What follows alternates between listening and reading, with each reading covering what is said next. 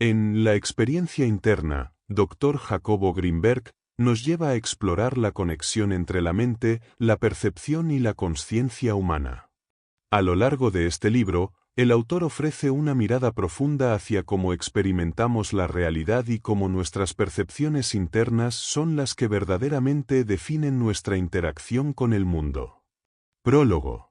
El enfoque dominante en la psicología contemporánea se ha centrado en estudiar la conducta motora como si fuera una representación directa e inequívoca de los procesos internos. Esta postura parte de la creencia de que observando los movimientos se puede conocer lo que ocurre en el interior del individuo, sin cuestionar si esa conexión es realmente válida. Se confunde la actividad visible con la esencia del ser, ignorando que muchas veces lo que se muestra puede ser lo opuesto a lo que realmente ocurre dentro. Analizar la conducta sin considerar su raíz interna lleva a aceptar premisas no probadas como verdades absolutas, basando la psicología en argumentos circulares que validan solo lo que previamente han definido como válido. También se cuestiona la idea de que la realidad está afuera, separada del individuo. Desde la fisiología y la percepción, queda claro que lo que llamamos realidad externa es una construcción interna establecida por el proceso de socialización, el cual, lejos de beneficiar al individuo, limita su desarrollo y anula su capacidad de decisión. La aparente objetividad del mundo se sostiene por acuerdos colectivos y no por hechos inmutables. La socialización impone un molde que genera personas obedientes pero desconectadas de su mundo afectivo. Se sugiere que no hay un determinismo verdadero, solo una conducta que puede ser controlada y que ha sido confundida con la totalidad del ser. La obra se compone de cuentos y comentarios escritos sin un orden riguroso, guiados únicamente por las experiencias que los evocaron. El pez y el ave. Un pez dorado admiraba el vuelo de las aves con la misma intensidad con la que una golondrina envidiaba la gracia del nado de los peces. Ambos comprendían el mecanismo del otro y sentían un profundo deseo de experimentar lo desconocido.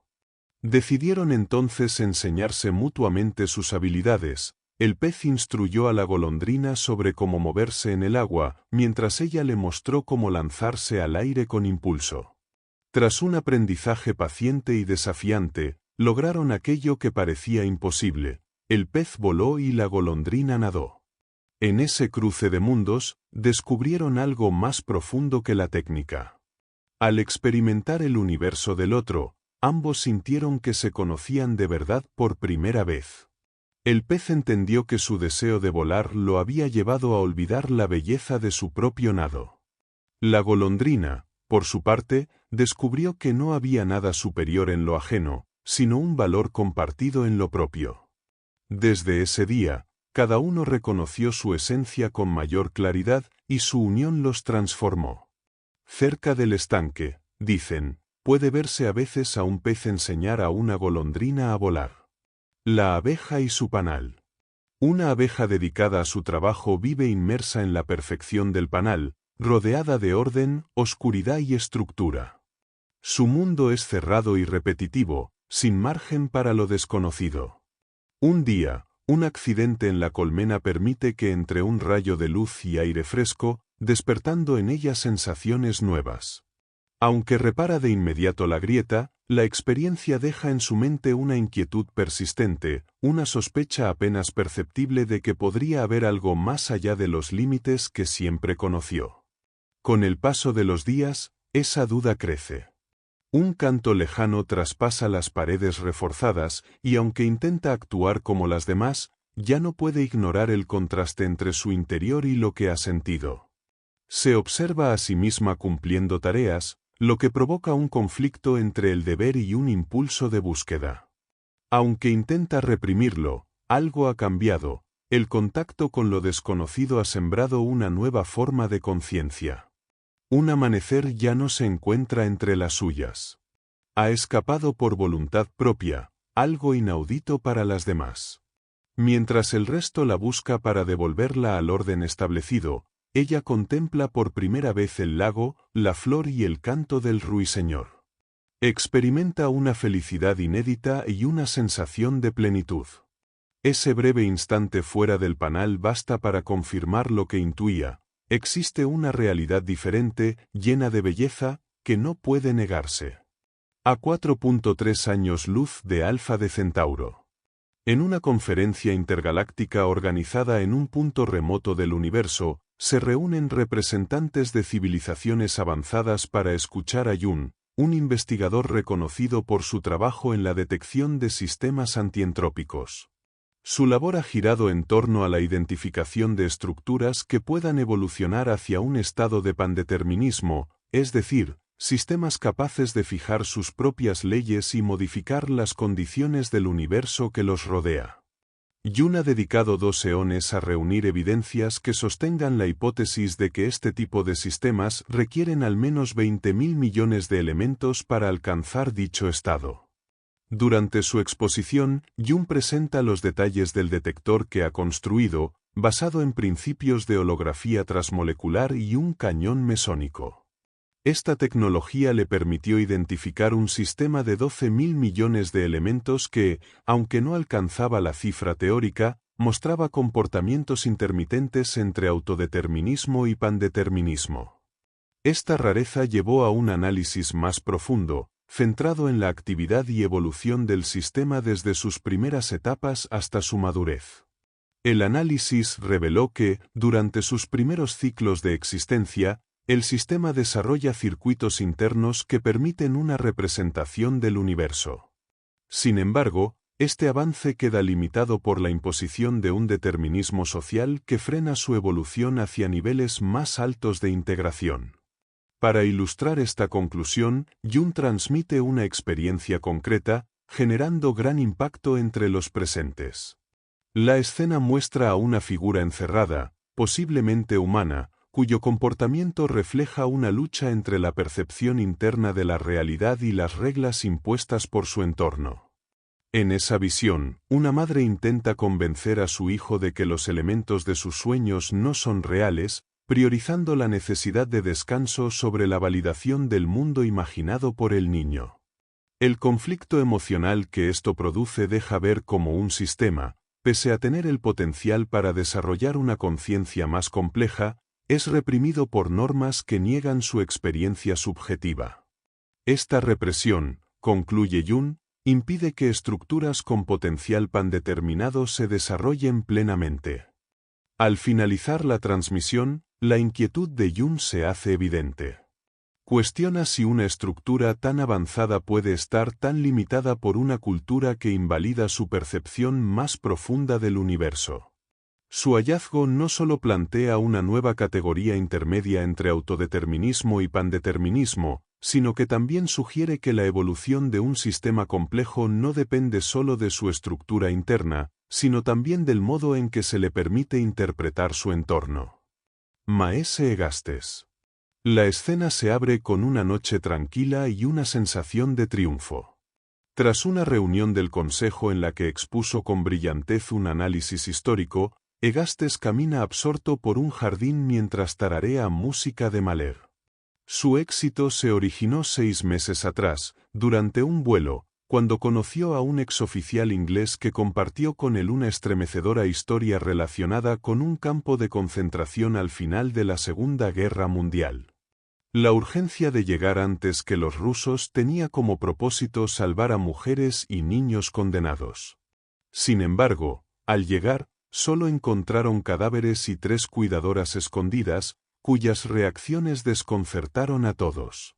Durante los interrogatorios, las 3 mujeres no lograban comprender por qué se les preguntaba si sabían que estaban asesinando a inocentes. La imposibilidad de procesar la pregunta revelaba una estructura mental profundamente condicionada. Hegastes fue entonces asignado para realizar un análisis que explicara cómo se había llegado a ese nivel de desconexión moral. En su exposición, planteó que la sociedad alemana previa a la guerra estaba regida por una rígida estructura autoritaria que convertía los roles familiares en normas absolutas. Las conductas más premiadas eran aquellas que exageraban los rasgos esperados del rol asignado, creando competencia por agradar a la figura de autoridad. Esa dinámica generaba un tipo de autoengaño sostenido por acuerdos tácitos. Las personas no eran ellas mismas, sino simples funciones dentro de un sistema que requería validación constante para mantener su cohesión. Cuando alguien intentaba salirse de ese esquema, era rápidamente presionado emocionalmente para volver a su lugar. Incluso la figura paterna sufría esa opresión desde una estructura mayor impuesta por la sociedad. Así, todos actuaban como autómatas, sin conciencia de que aquello que creían auténtico no era más que una ilusión compartida. Las cuidadoras, formadas en ese contexto, habían interiorizado tanto su rol que les resultaba incomprensible cuestionarlo. Creían que su conducta era expresión genuina de sí mismas, cuando en realidad solo respondían a una profunda inseguridad camuflada por una certeza colectiva. Ese sistema de creencias no admitía dudas, y se sostenía sobre una aparente seguridad fabricada por el entorno familiar y social. Vivir dentro de esa estructura les daba sentido, y romperla implicaba una amenaza existencial que preferían evitar. El ascenso de Hitler encajó perfectamente con ese modelo mental. Su figura otorgó un carácter sagrado a la obediencia y reforzó la estructura de autoridad con una épica grandiosa. Para quienes solo sabían vivir a través de roles, seguirlo significaba realizarse plenamente. Les ofrecía una identidad clara en medio del vacío interior que nunca habían podido llenar. La fuerza de su liderazgo surgió de un acuerdo emocional colectivo, basado en la idea de superioridad racial compartida, que consolidó aún más ese sistema de autoengaño masivo. De la percepción.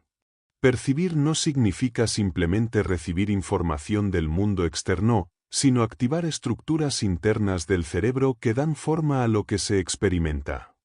Lo que se considera como realidad no depende de las características físicas del estímulo, sino del modo en que éste logra desencadenar una respuesta en el sistema nervioso. Un mismo estímulo puede generar percepciones diferentes, como lo muestran casos de hipnosis o figuras ambiguas. El cerebro transforma el estímulo según lo que espera, recuerda o ha sido sugestionado a ver. La percepción no reconstruye fielmente el mundo exterior, sino que lo construye internamente a partir de experiencias previas y asociaciones mentales. No hay diferencia esencial entre percibir, soñar o alucinar, ya que en todos los casos lo que ocurre es una activación cerebral. El árbol que se ve, el que se sueña o el que se alucina comparten la misma base real, se forman dentro de la mente. La supuesta realidad objetiva solo cobra sentido si muchos están de acuerdo en que perciben lo mismo, aunque en realidad cada uno asocia y procesa el estímulo de forma única. Lo que se cree compartido es apenas una suposición, pues la percepción nunca es idéntica entre individuos. Aún así, se ha creado una idea colectiva de que solo lo observable por varios es válido, desvalorizando toda experiencia interna. Esto ha generado una estructura social basada en la apariencia, donde se prioriza lo que puede ser manifestado, medido o juzgado desde afuera. Las experiencias íntimas se minimizan o invalidan por no ser compartibles, y así se vive en un sistema de acuerdos externos que deja poco espacio para la autenticidad. Solo cuando se reconoce que todo parte de lo interno se puede comenzar a vivir de forma plena, entendiendo que la validez de un pensamiento o sentimiento no depende de ser aceptado por otros, sino de su existencia en sí misma. Esta toma de conciencia rompe con la ilusión de que lo real es solo lo consensuado, y devuelve valor a la vivencia personal. Sobre los juegos. Jugar implica usar a los demás como medios para conseguir aprobación, lo que convierte toda relación en una farsa que oculta la propia inseguridad. La necesidad de que otros validen lo que se hace revela que esas acciones no nacen de un lugar auténtico. Los juegos se sostienen por el miedo a mostrar lo que realmente se siente o se es, y se cree que aparentar lo opuesto traerá aceptación o incluso transformación. Pero mientras más se juega, más se refuerza la barrera que impide una conexión genuina con los otros y con uno mismo. El círculo se completa cuando se acepta la farsa de los demás esperando que ellos acepten la propia. La salida está en dejar de participar, rechazar todo juego propio o ajeno y atreverse a vivir desde el ser. Solo así se descubre lo que antes no se podía aprender, la verdad que aparece cuando ya no se necesita fingir. De la realidad y de los juegos. La costumbre de medir lo real por su manifestación exterior nos hace depender de los efectos visibles para darle valor a las cosas, a las personas y hasta a nosotros mismos. Bajo esa lógica, algo solo existe si provoca un cambio tangible en el entorno, como si lo interno no tuviera validez. Sin embargo, lo verdadero nace dentro, porque todo lo que vemos, sentimos o comprendemos se construye en nuestra mente. La flor que se mueve, el universo entero o la presencia de otro solo tienen sentido si están activando algo en nosotros. Desde esta perspectiva, comunicarse sin palabras se vuelve natural, porque si el otro habita dentro, no hace falta sonido para comprender. Lo real no está fuera, se manifiesta en la experiencia que uno mismo crea y transforma desde su interior. Comprender esto permite reconocerse como creador de todo lo que se percibe, incluso del contacto más íntimo y sutil. Lo que antes parecía distante se revela como parte de uno mismo. Al dejar de buscar validación externa, surge la libertad de sentir, volar, crear y comprender sin necesidad de justificar lo vivido. Ser consciente de que todo está dentro permite dejar atrás los juegos, descubrir un mundo más simple y auténtico, y vivir desde la conexión profunda con lo que se es. Las palabras sobran cuando se habita esa certeza, cuando el vínculo con el otro no depende de roles ni estructuras, sino de la presencia compartida que nace de lo esencial. Para llegar a ese estado, es necesario recorrer un proceso que comienza con el reconocimiento de los juegos y su origen en creencias impuestas. Luego viene la comprensión de que esos juegos responden al miedo y a la necesidad de acuerdos falsos que intentan definir lo que es real. Liberarse implica soltar toda esa historia y sentir con claridad que el propio valor no depende de esos esquemas. Al lograrlo, se desaparecen el miedo y la angustia, aparece la verdadera responsabilidad y se vuelve posible ver, aprender y existir desde una autenticidad que no necesita aprobación. Del que decide las realidades. Desde pequeños, aprendemos a aceptar ciertas experiencias como reales y otras como irreales, sin que esa distinción dependa de su claridad, duración o existencia física.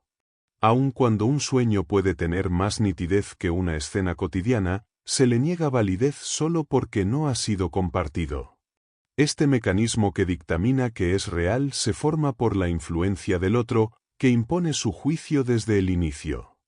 Así, la realidad termina siendo un acuerdo externo y no una vivencia interior. En culturas diferentes, donde esta influencia externa no tiene el mismo peso, lo interno se valida de otro modo y la imaginación conserva un papel central. Todo lo que decidimos aceptar como real responde a la necesidad de compartirlo con otro, pues solo entonces lo validamos.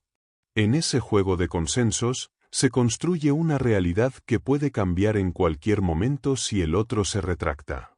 Vivimos entonces bajo una dependencia constante, rechazando lo propio si no se ajusta a lo compartido, y disfrazando nuestras percepciones internas con construcciones aceptadas. Esta estrategia nos da seguridad, pero nos aleja de nosotros mismos, pues terminamos juzgando como enfermo a quien se atreve a sostener su propia realidad sin pedir permiso. La contradicción más profunda es que necesitamos creer en lo interno, pero no lo aceptamos si no se vuelve externo y aprobado.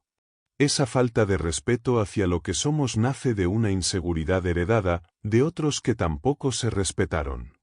Así se genera un ciclo donde se pone en duda todo lo que no encuentra eco. Sin embargo, incluso cuando olvidamos nuestra autonomía, seguimos siendo los creadores de ese olvido, lo que indica que aún en la negación persiste la posibilidad de reencontrarnos. De la realidad física. La existencia de una realidad física carece de sentido si no genera aprendizaje. Un objeto, por sí solo, no significa nada si no provoca transformación interna. Sin esa conexión, tanto el objeto como la relación que se tenga con él quedan reducidos a la nulidad. Aceptar esta nulidad equivale a renunciar al respeto por uno mismo. A lo largo de la vida, se reciben incontables estímulos que podrían ofrecer enseñanzas profundas sobre el universo, pero la indiferencia y la pasividad impiden que se produzca ese aprendizaje. Lo verdaderamente importante no es si el estímulo es físico o no, sino cómo se construye su significado dentro de cada uno. De las estructuras y de los acuerdos. A lo largo de la vida, las personas tienden a establecer acuerdos, buscando una aparente seguridad que, en realidad, no es más que una forma de dependencia. Estos acuerdos crean estructuras que se vuelven tan poderosas que la persona comienza a depender de ellas, dejando de lado su capacidad de adaptarse o modificar la realidad. Esta dependencia refuerza una sensación de aceptación externa, donde lo único que importa es cumplir con lo que la estructura espera, sacrificando el ser individual. El niño, al estar sometido a estas influencias, empieza a creer que su valor depende exclusivamente de ajustarse a la estructura impuesta. Con el tiempo, las estructuras que inicialmente proporcionaban seguridad se convierten en limitantes. La dependencia de estas estructuras anula la capacidad de aprender, ya que todo se vuelve redundante y circular. En este proceso, las personas pierden la capacidad de comunicarse auténticamente, ya que se convierten en meros actores dentro de una función previamente establecida, incapaces de cuestionar lo que se les impone. Esta falta de autenticidad se refleja en una vida dirigida por lo que otros esperan, donde las manifestaciones externas son más importantes que los sentimientos internos. La necesidad de ser aceptado dentro de una estructura lleva a las personas a poner el valor de los demás por encima del propio ser. En lugar de buscar la autenticidad, se busca aprobación. La estructura se convierte en un reflejo de una falsa seguridad, donde los individuos, atrapados en este ciclo, dejan de experimentar el verdadero ser. Las conductas que muestran no son un reflejo genuino de sus sentimientos, sino una forma de cumplir con lo que esperan de ellos, perpetuando una ilusión de ser valorados. En este contexto, las personas viven convencidas de que la realidad externa es lo único que les define. Se pierde la capacidad de ver más allá de la estructura, creyendo que las ideas de bienestar, felicidad y libertad son solo manifestaciones de lo que otros esperan. El juego de las apariencias reemplaza la verdadera esencia de estas experiencias, y se desarrolla una mentalidad que no cuestiona las estructuras impuestas. El miedo a cambiar se convierte en un obstáculo, ya que se cree que al abandonar la estructura, se perderá todo lo que se conoce, sin percatarse de que el ser está más allá de esas limitaciones. El proceso de transformación comienza cuando, en un instante de conciencia, alguien es capaz de percatarse de que puede vivir una realidad diferente. Ese momento de claridad se convierte en un punto de referencia que permite cuestionar las estructuras y comenzar un proceso de cambio. A partir de ese instante, la persona empieza a desafiar las dependencias externas, reconociendo su propio valor sin necesidad de validación externa. La autenticidad comienza a prevalecer sobre los juegos de las estructuras, y la conexión con el ser se convierte en la prioridad, transformando la relación con uno mismo y con los demás. Sobre las apariencias. A menudo, buscamos la validación y admiración de los demás sin cuestionar que esa sensación de placer se basa en la creencia de que lo real es lo que se muestra externamente. Nos olvidamos de que la verdadera esencia está en nuestro interior y no depende de la aceptación de los demás. Este deseo de reconocimiento externo nos lleva a confiar más en el criterio ajeno que en el propio, sin darnos cuenta de que dicho criterio está influenciado por nuestras propias percepciones y deseos. Vivimos bajo la ilusión de que la imagen que proyectamos es la realidad, cuando en realidad es solo una construcción externa que interfiere con nuestra autenticidad. Nuestra visión del otro se distorsiona a través de este filtro. Si alguien ha hecho algo que afectó nuestra estructura interna, comenzamos a verlo únicamente a través de esa acción, reduciéndolo a un error o un atentado en contra de nuestra concepción. Este mismo fenómeno se aplica a nosotros mismos. Nos dejamos moldear por la manera en que otros nos perciben, y llegamos a creer que somos simplemente la apariencia que los demás han formado de nosotros, olvidando nuestra esencia real. Este proceso es tan arraigado que resulta casi imposible detectarlo. Vivimos tan inmersos en esas creencias que no logramos ver más allá de ellas. Cuando alguien nos lo señala, no lo rechazamos, pero tampoco lo comprendemos. Nuestra percepción de nosotros mismos y de los demás queda atrapada en este juego de apariencias, lo que dificulta el autoconocimiento y la autenticidad. Soltar y evaluar. Es posible que una persona comience a cuestionar su estructura interna y se dé cuenta de sus limitaciones, pero esto no basta para alcanzar el ser. Es crucial no ceder ante nada, ya que cualquier cesión lleva a un acuerdo que puede generalizarse y borrar todo lo demás. Pensamos que ceder ante pequeñas cosas no tiene consecuencias, pero esta idea surge de la creencia errónea de que somos solo lo que manifestamos externamente. Sin embargo, ceder implica comprometer nuestra autenticidad y puede generar una nueva estructura que limita nuestro camino hacia el ser. El desafío es evitar la dependencia de la visión de los demás, que se convierte en la forma más sutil y difícil de percibir la dependencia. Aunque tratemos de liberarnos de estructuras previas, el deseo de escapar de ellas puede llevarnos a crear una nueva, sin darnos cuenta. Evaluar constantemente nuestras acciones y pensamientos impide que los vivamos de forma genuina, ya que nos convertimos en observadores de nosotros mismos en lugar de ser quienes somos realmente. Esta actitud de evaluación constante crea una barrera que nos aleja del ser auténtico, convirtiéndose en una nueva forma de estructura. El verdadero ser solo puede surgir cuando dejamos de preocuparnos por ser, ya que esa preocupación genera nuevas estructuras que nos alejan de nuestra esencia. No hay un camino o receta para alcanzar el ser. Cuando creemos tener la fórmula, caemos nuevamente en una trampa de autoevaluación.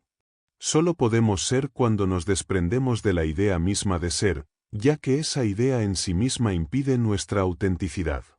Sobre las metas. Estamos tan acostumbrados a ver la realidad únicamente a través de su manifestación externa y conductual que solemos subordinar nuestros pensamientos y deseos a esta realidad. Cuando un deseo no encaja en la estructura que defendemos, lo inhibimos, actuando como si no existiera, simplemente porque no se manifiesta. Este comportamiento refleja la negación de lo que realmente deseamos, bajo la creencia de que es inapropiado. Así, las metas y los ideales que nos proponemos suelen estar basados en rechazar lo que sentimos, sin darnos cuenta de que, al hacerlo, nos mantenemos profundamente atrapados dentro de la estructura. A medida que tratamos de buscar independencia, nuestros actos y pensamientos se ajustan a esta idea, convirtiéndonos en observadores de nosotros mismos. Aunque en ciertos momentos logramos ver la contradicción en nuestro comportamiento, al intentar cambiar, caemos nuevamente en una nueva estructura, la de las decisiones y la fuerza de voluntad. Creemos que al actuar según lo que sentimos, sin cuestionarlo, resolveremos la incongruencia, pero la realidad es que ésta sigue presente, determinando nuestras acciones. El cambio real solo es posible cuando comprendemos que la verdadera realidad está dentro de nosotros. Sin embargo, nuestra forma de probar y conocer sigue estando influenciada por el otro, lo que nos lleva a un callejón sin salida, donde la repetición de patrones nos impide avanzar.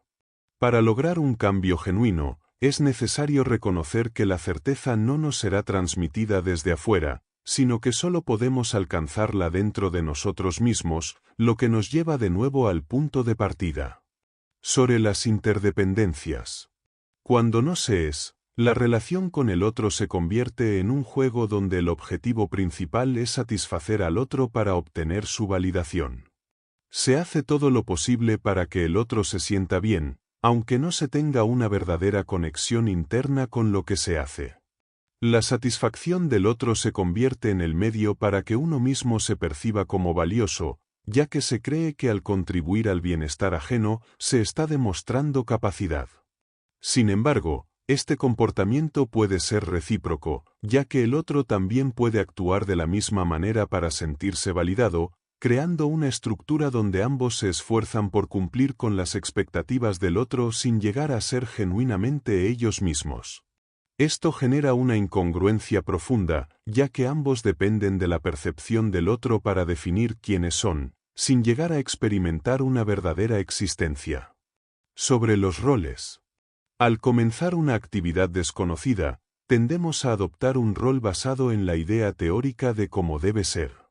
A medida que avanzamos, nos ajustamos a lo que se espera de nosotros, inhibiendo cualquier sentimiento que no se alinee con esa idea. Esto nos lleva a un ciclo en el que actuamos no porque realmente lo sintamos, sino para cumplir con las expectativas de los demás y reforzar la validez de ese rol. El observador, al ver que actuamos según ese rol, valida la idea de que es real y valioso, lo que nos da seguridad en nuestra actuación. Sin embargo, esto solo produce una ilusión, actuamos como si sintiéramos algo, pero en realidad estamos suprimiendo lo que realmente sentimos, lo que nos lleva a engañarnos a nosotros mismos en una farsa que tarde o temprano reconocemos. Sobre las enseñanzas y de las imposiciones. Cuando creemos que nuestro valor depende de que otros aprendan de nosotros, en realidad estamos imponiendo una idea teórica con la esperanza de que sea aceptada como real. Si el otro acepta nuestra imposición, sentimos que la idea ha cobrado valor. Sin embargo, cuando tratamos de enseñar la importancia de la independencia y salir de las estructuras, caemos en una contradicción, ya que esa necesidad de que el otro comparta nuestra opinión se convierte en una estructura más, igual de dependiente que la que queremos abandonar. Esto demuestra que la estructura no tiene una realidad propia, sino que somos nosotros quienes la creamos. Es más productivo transmitir lo que sabemos con certeza, en lugar de intentar imponer ideas teóricas que, a la larga, solo generan acuerdos difíciles de entender y romper. Sobre el futuro. Cada acción, pensamiento o sensación es valiosa, ya que todo lo que existe solo tiene relevancia en el presente.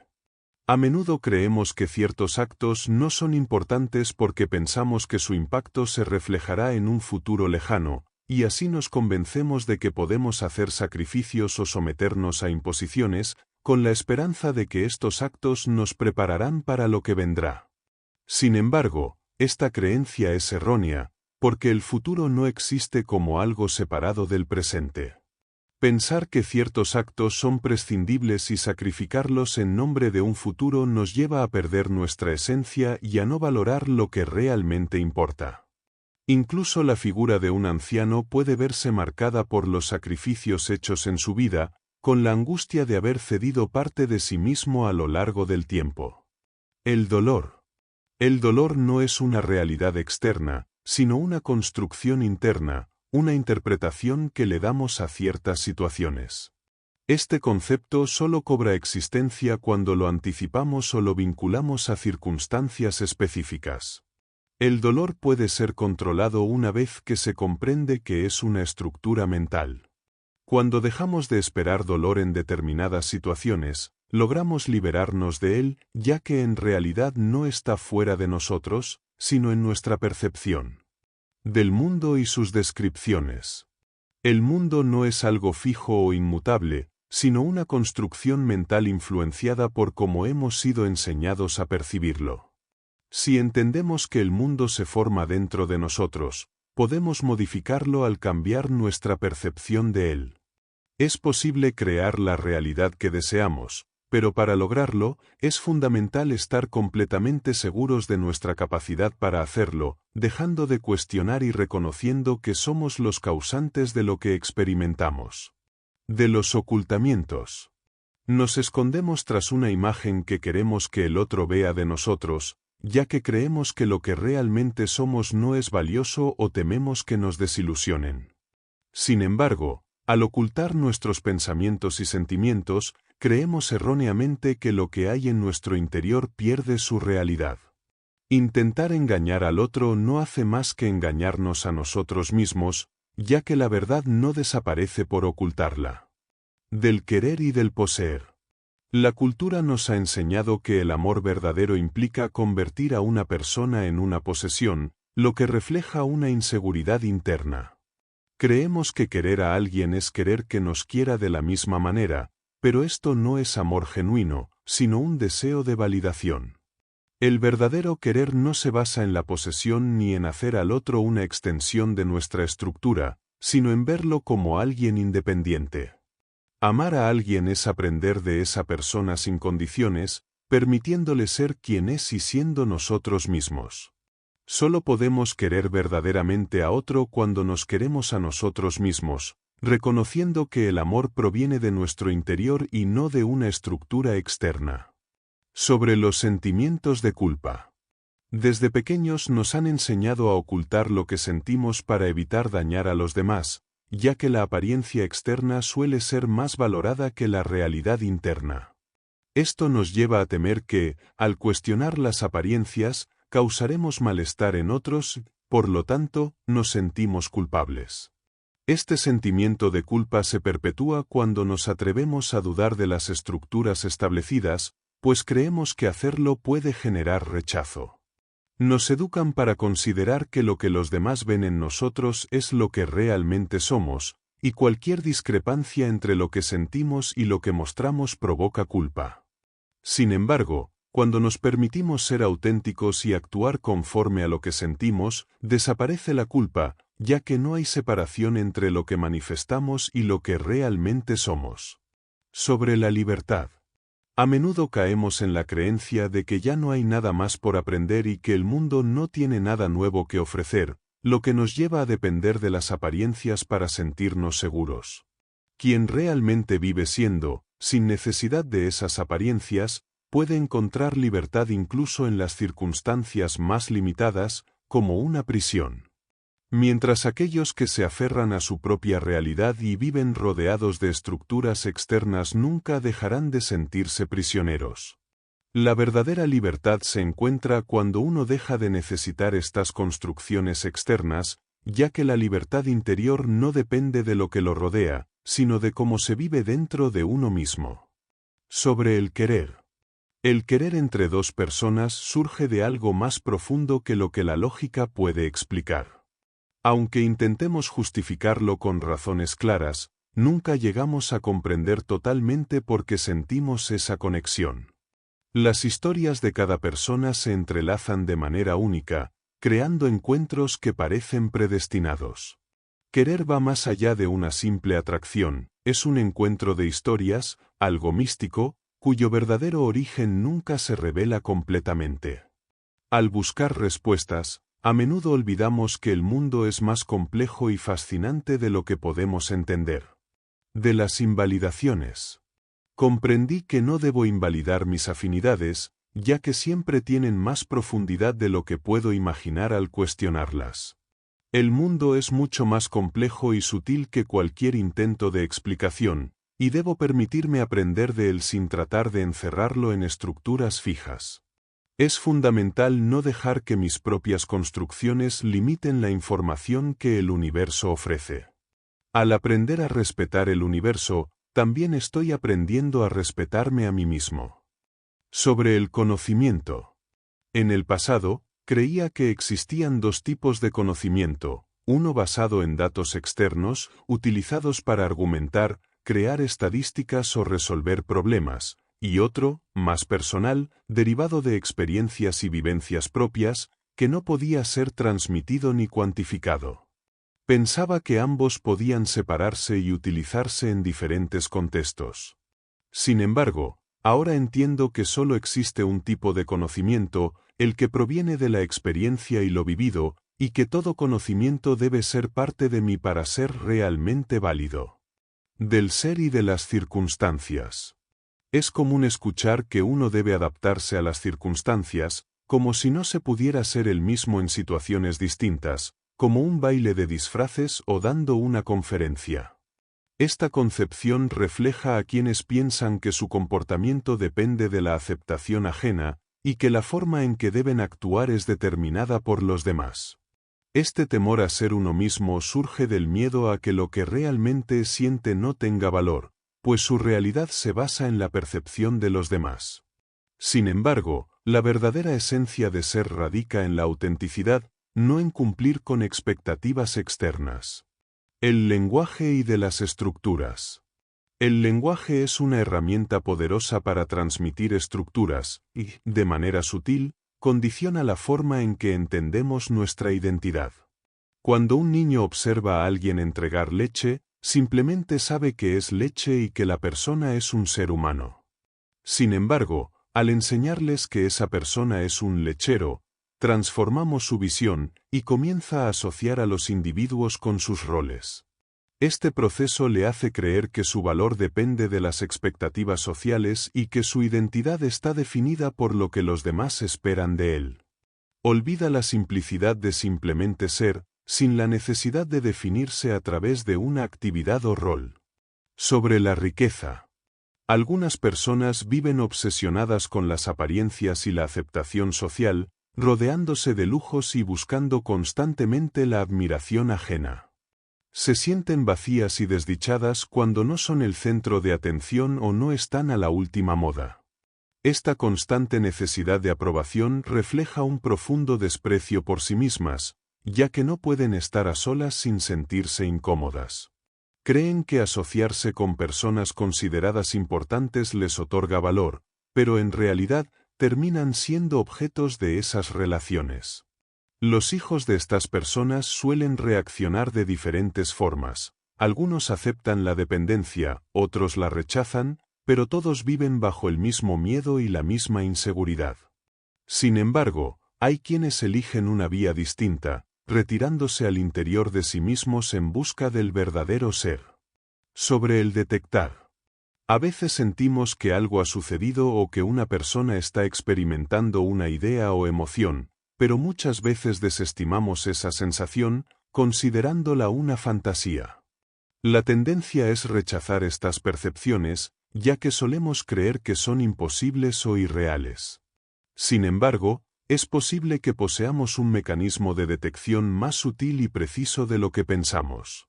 Si comenzamos a confiar en estas percepciones y dejamos de inhibirlas, podríamos descubrir que detectar es una capacidad real y valiosa, que merece ser explorada. Sobre las respuestas y de las relaciones. Cuando un niño es presionado constantemente para ajustarse a una estructura que valora la aceptación externa, puede responder de tres maneras. La primera es la total sumisión a esa estructura, convirtiéndose en alguien extrovertido que vive para complacer a los demás, buscando la aceptación sin cuestionar sus propios deseos o valores.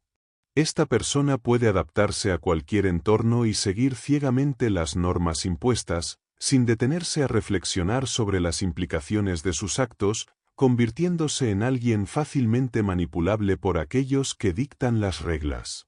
La segunda respuesta es el rechazo completo a esa estructura, lo que lleva al niño a convertirse en una persona aislada y desconfiada de los demás. Este comportamiento autista refleja un enfrentamiento directo con las expectativas sociales, desarrollando una actitud de oposición constante y viviendo en un mundo de desconfianza y destrucción. La incapacidad para comprender las intenciones de los demás crea una visión distorsionada, donde todo lo que ocurre a su alrededor se percibe como una amenaza. La tercera respuesta es intermedia y refleja una persona que, aunque consciente de la presión de la estructura, es incapaz de rechazarla completamente. Esta persona vive con una profunda inseguridad, siempre buscando la aprobación de los demás y sintiéndose culpable por no cumplir con sus expectativas. Esta conducta fluctuante la convierte en un individuo fácilmente manipulable, que nunca cuestiona las intenciones de los demás y se ve atrapado en una constante necesidad de justificación. Las relaciones que surgen de estas respuestas son complejas, fluctuantes y a menudo vacías, ya que las expectativas y deseos de cada individuo se ven distorsionados por sus propias inseguridades y dependencias. Sobre las manipulaciones. El chantaje emocional se utiliza para manipular a otros, generando sentimientos de culpa mediante quejas sobre los supuestos daños causados por la otra persona. Este tipo de manipulación tiene como objetivo hacer que la persona se sienta responsable de los sacrificios de quien manipula, creando una sensación de obligación de ceder a demandas que no desean cumplir. Estas actitudes surgen de la inseguridad del manipulador y de la creencia de que nadie tiene derecho a hacer lo que realmente desea. Las personas manipuladoras se sienten atrapadas en una estructura que les impide vivir como quisieran, por lo tanto, buscan controlar a los demás.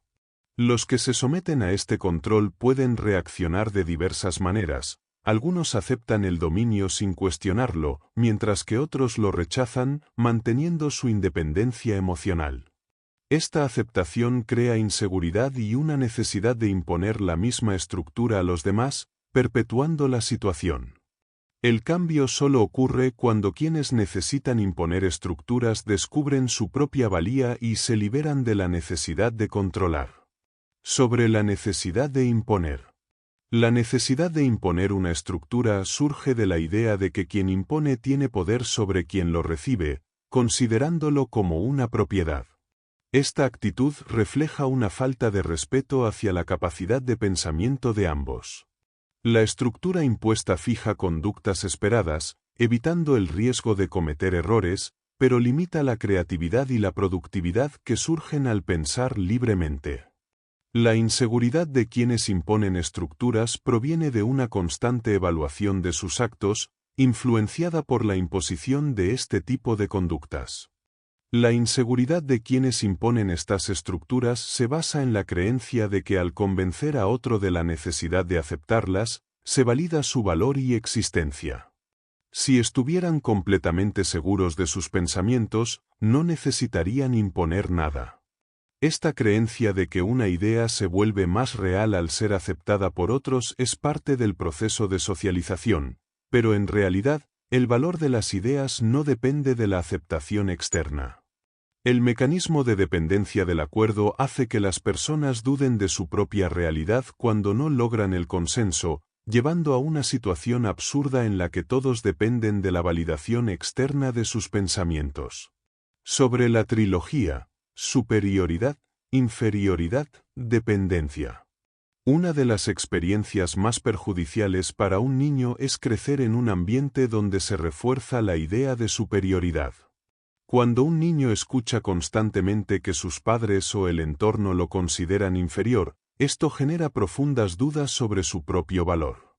El niño puede llegar a pensar que, por naturaleza, está limitado y debe someterse a la aprobación de los demás para sentirse válido. Igualmente perjudicial es la situación en la que el niño crece en una familia que se ve a sí misma como superior a los demás. En ambos casos, lo común es la dependencia emocional, ya que el niño no se siente capaz de definirse a sí mismo y depende de las percepciones externas para su sentido de identidad. De la expresión del pensamiento. La dificultad para comunicar lo que pensamos proviene de dos razones principales. En primer lugar, los mecanismos inhibitorios se activan cuando valoramos el impacto que nuestras palabras pueden tener en el otro, lo que a menudo está relacionado con la inseguridad sobre cómo seremos percibidos. Esto provoca que nuestras expresiones sean alteradas, diciendo cosas que no pensamos realmente, lo que genera frustración. Por otro lado, la rapidez de nuestros pensamientos supera la capacidad de cualquier sistema para expresarlos, lo que lleva a una comunicación incompleta, donde solo transmitimos las conclusiones sin detallar el proceso que nos llevó a ellas. La verdadera expresión de nuestros pensamientos solo se logra cuando encontramos a alguien que maneje información similar a la nuestra, lo que permite una comunicación fluida y una comprensión mutua. Esta coincidencia genera una afinidad que elimina las barreras de la inhibición y facilita la transmisión de experiencias internas de manera directa. Es en este tipo de interacción donde se establece una conexión profunda, en la cual las personas se descubren a sí mismas y a los demás, creando una relación basada en la comprensión mutua y el afecto. Sobre los líderes y de sus dependencias. La aparición de un líder carismático tiene un impacto profundo en la historia de un pueblo. Los seguidores suelen verlo como una figura intocable, cuya voluntad es indiscutible y cuya imagen representa lo deseable y auténtico. Sin embargo, existen diferencias significativas entre tipos de líderes. Algunos, como Buda, Confucio o Jesús, buscaron transmitir sus vivencias y enseñanzas genuinas. En cambio, otros líderes, como Hitler o Mussolini, basaron su poder en imponer estructuras, motivados por una profunda inseguridad personal. Estos últimos dependían completamente de la aceptación de los demás para reafirmarse como individuos. El líder que busca imponer estructuras se presenta como símbolo de seguridad e independencia, sin que sus seguidores se percaten de su propia dependencia. Esta necesidad de aceptación se refleja en su comportamiento y en la forma en que proyectan una imagen de sí mismos, a menudo a través de su apariencia y discursos dramáticos. Las personas que siguen a estos líderes han sido condicionadas a valorar la manifestación externa como un reflejo de la realidad interna, lo que genera una relación basada en la inseguridad mutua. Así, el vínculo entre líder y seguidores se convierte en una comedia de dependencias e inseguridades compartidas. Del ser espectador de sí mismo. Las personas que están acostumbradas a vivir bajo imposiciones tienden a convertirse en espectadoras de sí mismas, evaluando constantemente su comportamiento en función de un ideal o estructura preestablecida. Esta evaluación genera un constante cuestionamiento sobre si su participación en una situación es adecuada, lo que les impide integrarse plenamente en lo que viven. Cuando la evaluación es positiva, experimentan una sensación de tranquilidad, pero esta es interrumpida por la necesidad de analizar su impacto en los demás y si los otros se sienten cómodos con su presencia. Este análisis se convierte en un ciclo redundante, ya que se cree que los demás también se observan de la misma forma. Este patrón de autocuestionamiento lleva a la persona a valorar a los demás según su capacidad para analizarse a sí mismos, considerando a aquellos que solo viven sin hacerse estos cuestionamientos como mediocres. Ser espectador de uno mismo impide tener vivencias auténticas, ya que la vida se convierte en algo demasiado claro y predecible, limitando cualquier posibilidad de aprendizaje o experiencia nueva. Sobre el entender. Cuando alguien deja de jugar y se siente más valioso que sus propios juegos, comienza a percibir aspectos que antes no veía en los demás.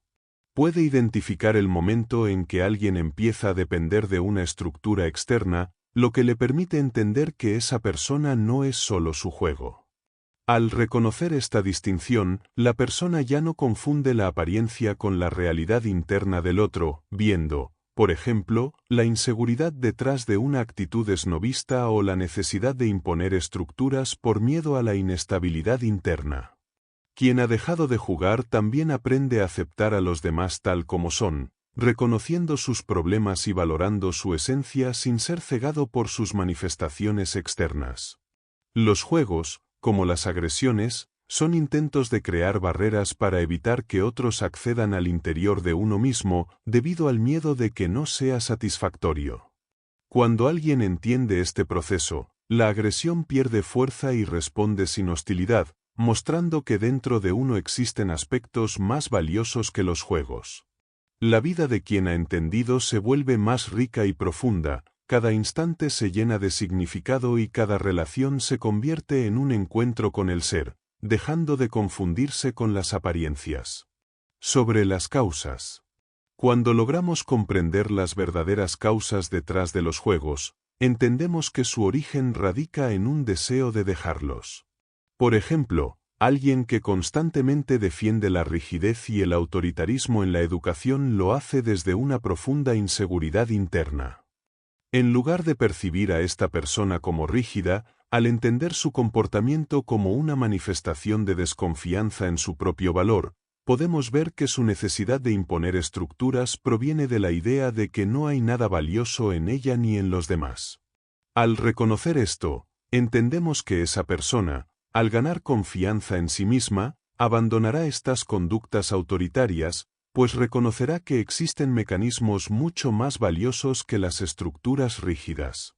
Al comprender las causas profundas de lo que inicialmente parece ser autoritarismo, la reacción ante dicha actitud cambia.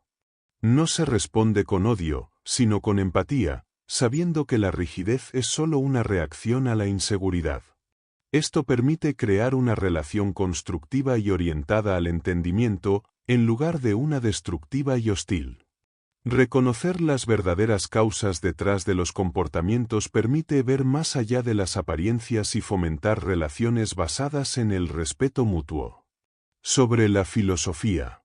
Wittgenstein advirtió sobre los peligros de la filosofía, donde el filósofo corre el riesgo de engañarse a sí mismo al centrarse únicamente en el análisis lógico y teórico.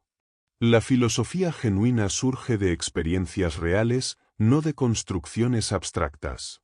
Cuando se prioriza la lógica y se olvida la vivencia personal, el filósofo cae en un círculo vicioso, donde el análisis del problema se vuelve innecesario y vacío.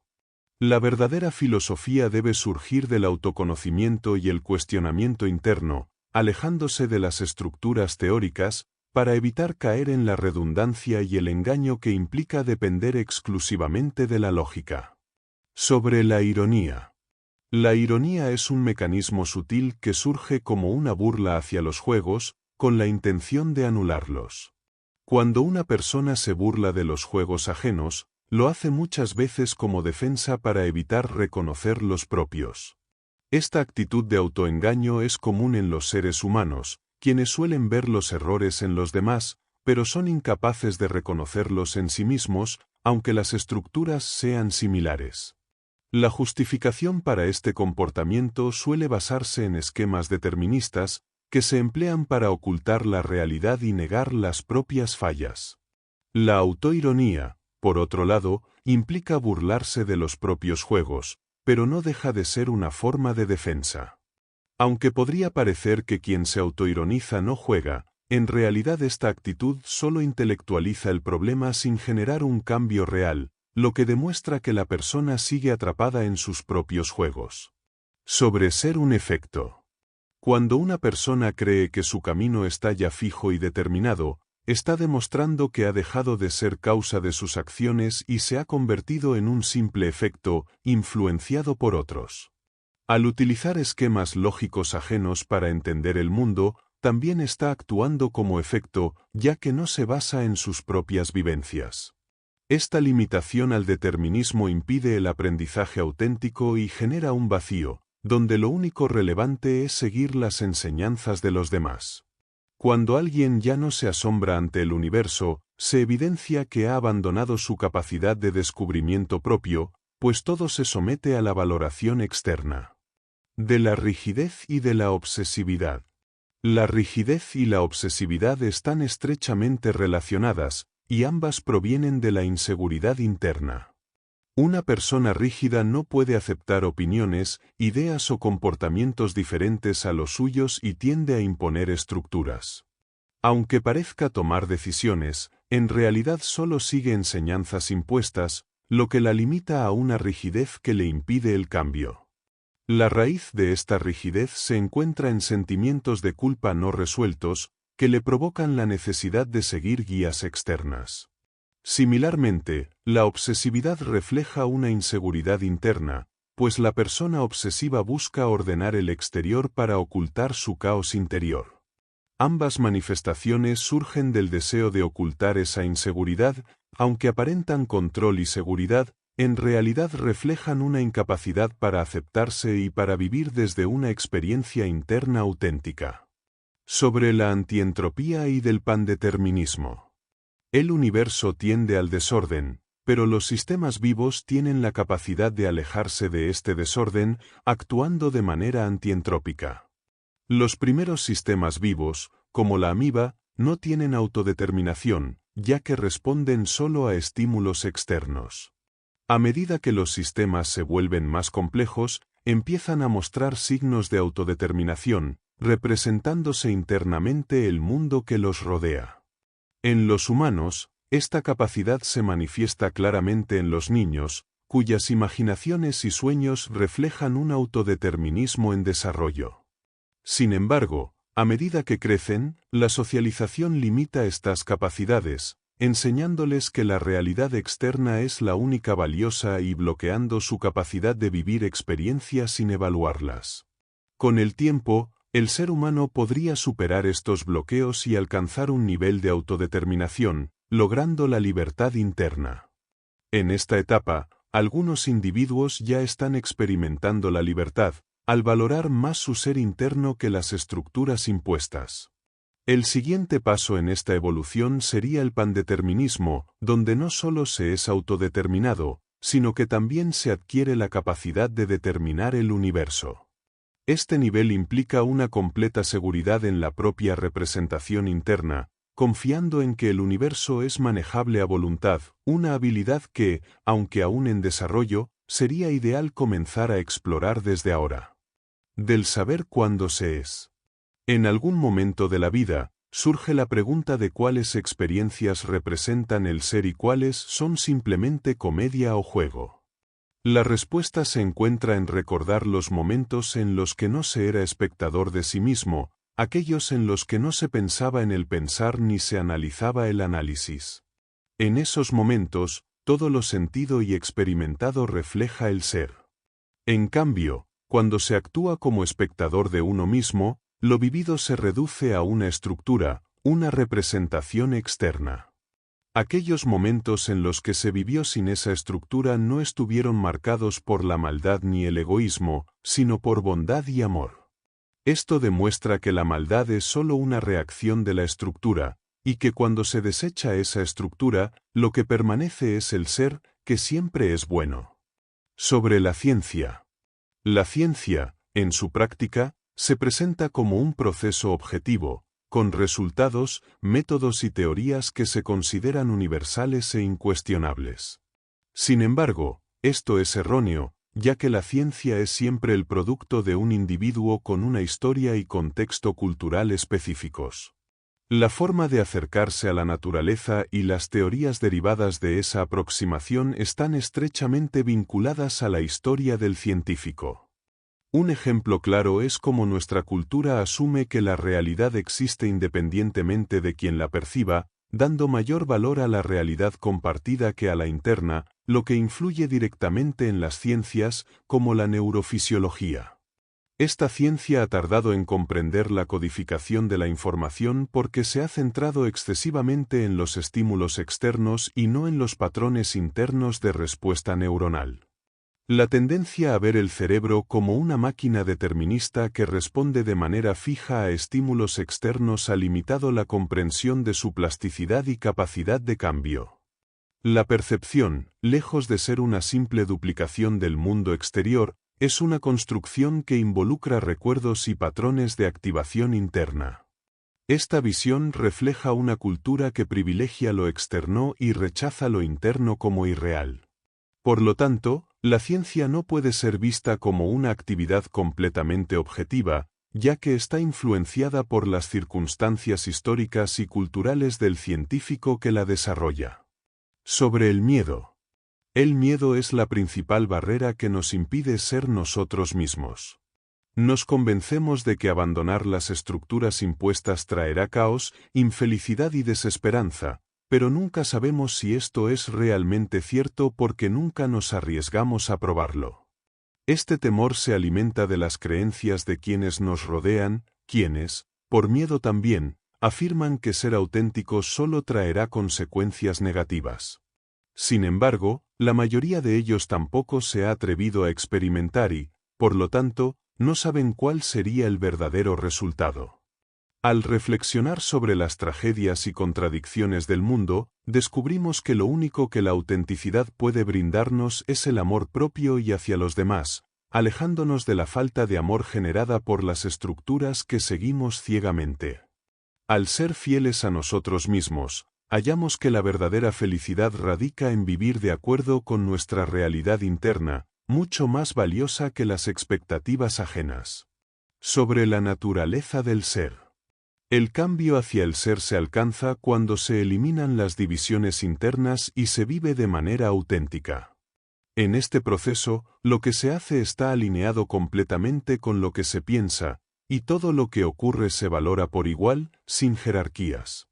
La autocomplacencia desaparece, y el deseo de la aprobación ajena deja de importar. Cada experiencia se convierte en una lección, y se abandona la necesidad de analizar o reflexionar sobre lo que se está viviendo. La verdadera libertad llega cuando se deja de pensar en el ser y simplemente se es, actuando sin la necesidad de predicar o imponer, sino transmitiendo lo que se es. Al alcanzar este estado, el amor hacia todo y todos fluye naturalmente, y la vivencia misma se convierte en lo único relevante. Gracias por acompañarnos en este recorrido por la experiencia interna de Dr. Jacobo Greenberg. Esperamos que estas reflexiones te hayan inspirado a profundizar en la conexión entre la mente, la percepción y el mundo interior del ser humano.